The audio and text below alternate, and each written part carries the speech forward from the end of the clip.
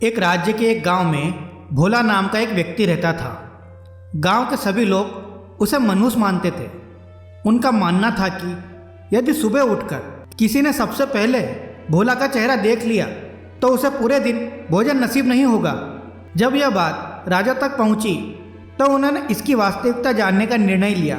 उस रात भोला को राजमहल बुलाया गया और महाराज के कक्ष के सामने वाले कक्ष में उसके रहने की व्यवस्था कर दी गई। रात भर भोला उस कक्ष में सोया रहा। अगली सुबह राजा सीधे भोला के कक्ष में गए और उसका चेहरा देखा। भोला का चेहरा देखने के बाद अब महाराजा को देखना था कि उनका दिन कैसा गुजरता है। उस दिन दरबार में जाने से पूर्व वे भोजन के लिए बैठे ही थे कि उन्हें तुरंत किसी आवश्यक कार्य हेतु बुला लिया गया।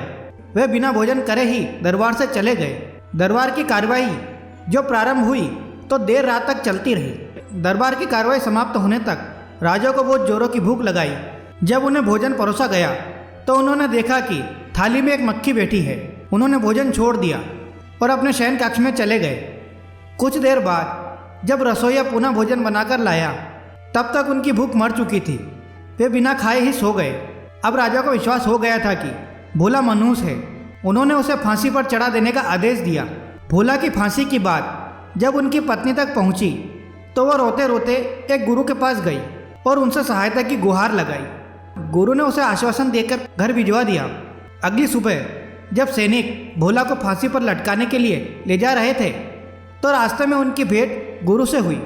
गुरु ने सैनिकों से कहा कि क्या मैं भोला से कुछ बात कर सकता हूँ, क्योंकि इसके बाद तो आप लोग इसे फांसी दे देंगे।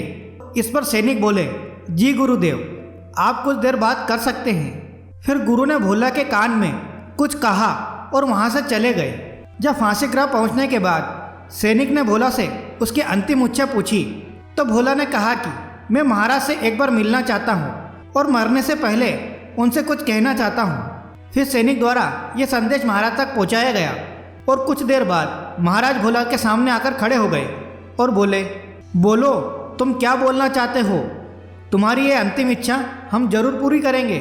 फिर भोला ने बोलना शुरू किया कि महाराज, ये सच है कि सुबह सबसे पहले मेरा चेहरा देखने से किसी को पूरे दिन भोजन नसीब नहीं हो सका। लेकिन महाराज, मैंने जिसका चेहरा सुबह सबसे पहले देखा था उसका मुंह देखने पर तो मुझे जीवन से हाथ धोना पड़ रहा है।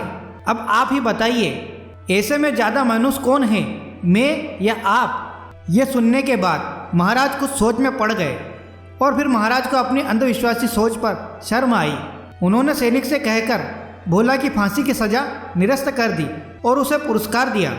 दोस्तों, इस तरह उस गुरु की वजह से भोला के प्राण बच गए। तो दोस्तों, इस कहानी से आपको क्या सीखने को मिला है, कृपया कमेंट बॉक्स में मुझे ज़रूर बताएं।